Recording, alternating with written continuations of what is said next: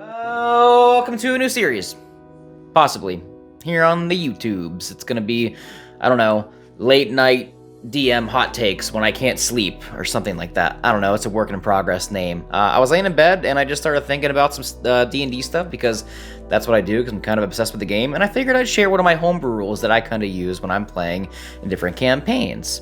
So this little rule that I kind of use during, our sessions is not a big, variational rule among what other people already use, but it does involve, kind of giving a scare tactic to your players a little bit. And when I say scare tactic, I mean making the threat of death real, or more prevalent, I should say, in D&D. Without outright just killing somebody, you could say. And that has to do with how I use my medicine checks. So medicine checks, of course, are used, in various different ways. You can be creative with them, trying to figure out an illness or solve, what kind of plants are needed to create a special sort of potion, or, tons of different things. You can be creative with it. But whenever I use medicine checks, or players use medicine checks to stabilize somebody that's unconscious, I do something a little different that some people do and don't like, but I personally do like, and it does kind of make sense to me. And the more I explain it to people, they're like, oh, you know what? Yeah, that does kind of make sense. So medicine checks, here we go. So medicine checks. If you roll a DC 10 on a medicine check against somebody that is currently unconscious and bleeding out, then you stabilize them and they don't have to make death saves anymore, which is a good mechanic of the game, because if you were out of potions and spell slots and unable to bring somebody back to at least 1 HP, they're not completely doomed. You can use a medicine check to bring them back, which is, even if you don't have a modifier, still a 50-50 shot. And then you have some options to work with from there. For me, however, I like to add just a little sprinkle of threat to using a medicine check, and in a realistic way. Let's say you guys just got done with an epic combat scenario, somebody is on the ground bleeding out, you're out of spell slots, you're just beat, you're mentally drained, physically beat, and just almost out of all your resources, and you start using medicine checks around the table to get your one person stabilized that's been unconscious. And, sometimes it works, sometimes it doesn't, but eventually, usually that person can kind of get up. The way I do medicine checks in my games is a little different, and it's kind of like a homebrew thing I do.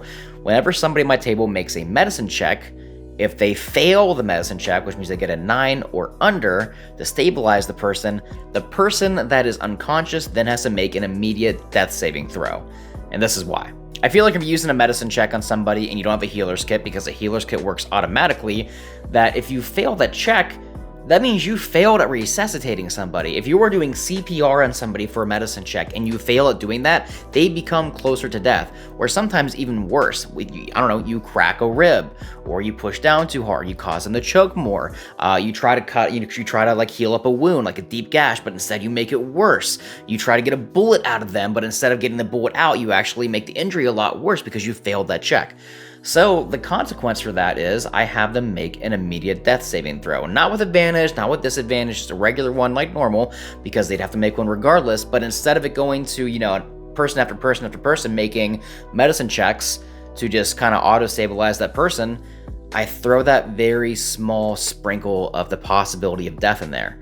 And honestly, most of the times, everything's still fine. They end up getting the person back up and everything's okay. Most of the time, they still pass the medicine check, but every once in a while, there's been somebody that has failed their medicine check, and the person has to make a death saving throw immediately. They make the death saving throw, they fail, and now they have a failed death save. And then the stakes get a little higher, and they're freaking out. The party starts to get some anxiety in real life, and in-game, they're starting to have these panic moments, and it just adds a lot more, buy-in and intensity to the game. I've only had one character die because of this, and it wasn't even directly because of the homebrew rule itself. He didn't have any failed saves or any past saves. He just went down. Somebody went to go do the medicine check. They got a 4, so I had him do a death save immediately afterwards. He got a fail. He had 1 fail, no passes. I went round table again trying to figure out what to do. He rolled another death saving throw. He got a pass. And at this point, they were kind of, taking their time trying to figure it out. I'm like, hey man, it's been a while. You got to make a death saving throw again. He rolled, he got a nat 1, and that was 2 fails. And unfortunately, he died. That's been the only case where I've had somebody die, I guess, as an indirect cause of that rule. But other than that, I've had very successful moments with it where people get in real life anxiety, and they start to get really amped up in a good and a bad way in the game because it's really bringing out their emotions into the game. And that's what I try to do as a DM. And I think that's why I really implement that rule. So yeah, I mean, you don't have to use it. If you don't, it's all good. Some people I've talked to about this rule, they hate it. They don't like it at all. And I totally get it because it's not by the book. And, you know, maybe it can kind of screw over a party member. But at the same time, you know, if you want to add a little more reality and possibility of death in your game, then maybe kind of throw this homebrew rule in there when somebody does a medicine check and they fail. Or if you don't like the way that, you know, I kind of explained it, if they get a nat 1 on a medicine check, then maybe do the rule. If you think that them getting a 9 being 1 away from a 10 on a medicine check is not worth the person that is dying to make an immediate death saving throw, maybe just make it a nat 1, you know? Maybe that'll suit your play group a little more. Again, this is one of those homebrew rules that before I even start implementing it into a game, I do run it by my party first. You know, I say like, hey, this is a homebrew rule that I use. Are you guys cool with this? If not, I'll chuck it out the window. I don't want you guys to, you know, not enjoy anything that I do, because at the end of the day, it is a collaborative game between the DM and the players.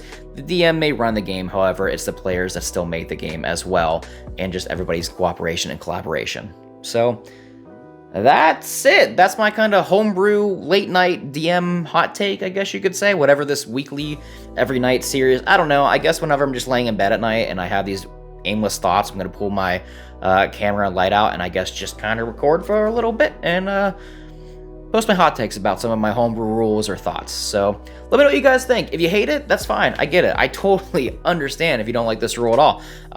It makes complete sense why somebody wouldn't. However, I do have some people that are like, you know what, I kind of like that because it makes sense. Like, what if somebody does mess up a medicine check and make the scenario a lot worse than it could be? So let me know what you think, guys. Please, you know, drop a like, drop a comment, subscribe if you haven't already. I appreciate all of you guys. We're pushing 1.1K subscribers, so that's pretty cool. So yeah, thank you guys so much. Thank you to all of my wonderful patrons over on the Patreon that you guys are going to see over here right now. And until the next video, I will see you guys next time on the Cantrip Cast. Bye.